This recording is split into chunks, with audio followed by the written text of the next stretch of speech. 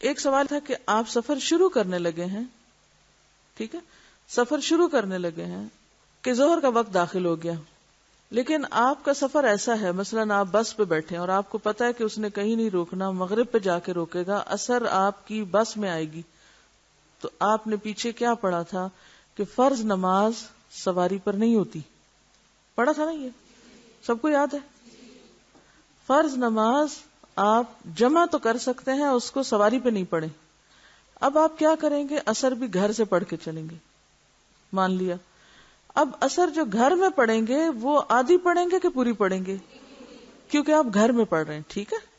اسی طرح سفر میں آپ کی مغرب آ گئی راستے میں، ٹھیک ہے، اب آپ گھر پہنچے عشاء کے وقت، اب قصر پڑھیں گے یا پوری پڑھیں گے؟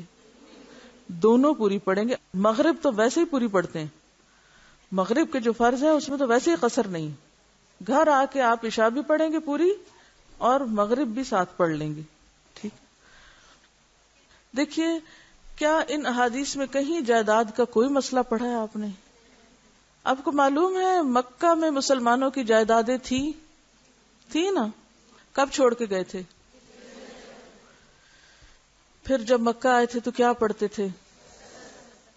جی ہاں، جائیداد سے کوئی فرق نہیں پڑتا، آپ کی جتنی مرضی پراپرٹی ہے، مثلاً آپ کا گاؤں میں گھر بھی ہے، خوب پراپرٹی بھی ہے، لیکن آپ جاتے سال بعد ایک دن کے لیے، اپنی زمینوں پہ سال کے بعد ایک دن کے لیے گھر جاتے ہیں، کیا پڑھیں گے وہاں؟ قصر، کیونکہ آپ اب وہاں نہیں رہتے، آپ صرف سیر کو آئے ہیں، آپ کا گھر کہاں ہے؟ جہاں آپ رہ رہے ہیں، بس جو وہاں چاہے آپ کرائے پر ہی رہ رہے ہو، مثلا لاہور میں آپ کا کرائے کا گھر ہے، مرید کے میں آپ کی زمینیں ہیں اور آپ کا گھر بھی ہے، آبائی پراپرٹی ہے، کہاں قصر کریں گے اور کہاں پوری پڑیں گے؟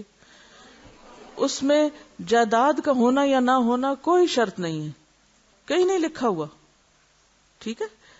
وہاں پر یہ دیکھیں گے کہ رہتے آپ کہاں ہیں، قیام آپ کا کہاں ہے، اور آپ سفر جتنی مدت کہاں گزار رہے ہیں، تو جہاں وہ گزاریں گے یعنی زمینوں پہ وہاں آپ قصر ہی کریں گے۔ اس کی سہولت کیوں دی گئی ہے، کوئی بتائے گا آپ میں سے؟